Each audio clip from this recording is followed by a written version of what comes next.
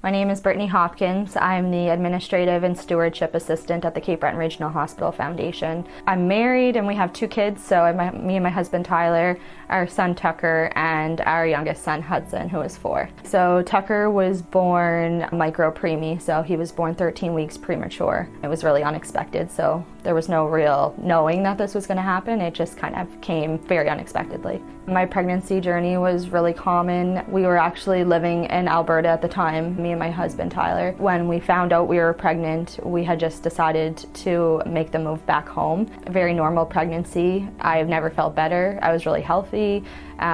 Everything about it up until the point when he came was your typical pregnancy. It was a Sunday. The night before was my sister-in-law's high school graduation, so we had a big family grad party. We were having a great time. The next morning, I woke up to get ready for work. I kind of had a little bit of bloating and cramping. When I went to the bathroom, realized that I was starting to hemorrhage and got Tyler up and we went to the hospital right away. We got to the hospital. Anywheres after 20 weeks pregnant, they recommend you go straight to labor and delivery. So that's what we did. When I left home, which is only a 2-minute drive from the hospital, it was very minimal bleeding. And by the time we got to the hospital, I was considered to be like majorly hemorrhaging. So it was a very, very quick process. Got to the hospital around 9:30 and was assessed and told that Tucker had to be born immediately. There was no time to assess anything or keep him in there. He had to come out. They were losing his heart rate and mine. So from the time we got to the hospital at 9:30 to the time he was born, it was under an hour. I didn't even know what a premature baby was. I never experienced it before. So when I was told he was coming, I knew it was way too soon for him to come. So that was scary. He was the size of a 24-weeker, which is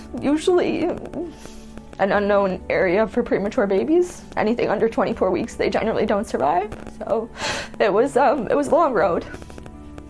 The odds were stacked against him, but we all still had hope that it would turn out for the best. So Tucker was delivered on July 13th, 3 weeks premature. He was due on October 10th. Technically, he was 3 weeks early, but he was the size of a baby who would be roughly about 16 weeks early. He was 1 pound 10 ounces, and within 24 hours, he dropped under 1 pound. But strangely enough, he came out breathing on his own, which they didn't expect. They were expecting him to have to be intubated and have a breathing support to breathe for him, which they warned me of. When I came out of recovery and into the NICU to meet him for the first time and see him for the first time, he just had oxygen nose prongs that were on room air, so he was breathing on his own, which they couldn't explain. I remember my pinky finger was the only finger small enough to fit in his hand, and he just squeezed it so tight. He was so strong. We knew he was going to be fine.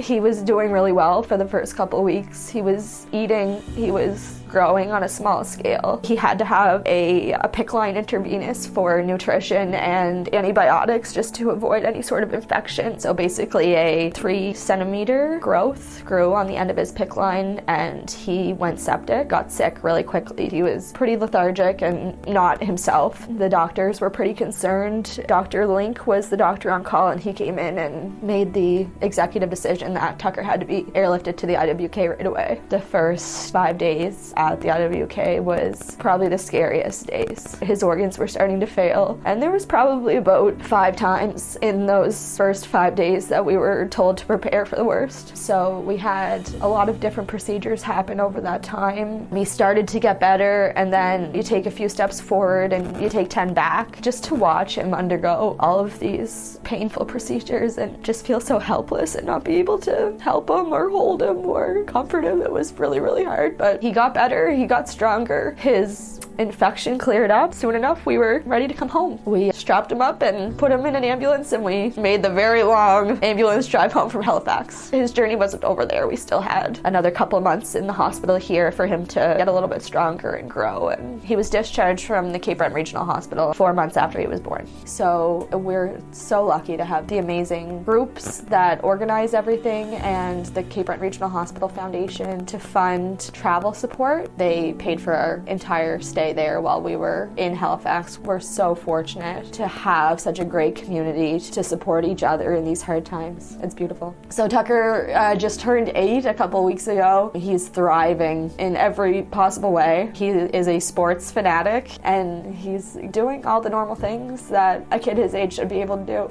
and we're so blessed. And without the donors of the Cape Breton Regional Hospital Foundation and the community support, we probably wouldn't be here to have this amazing, positive story.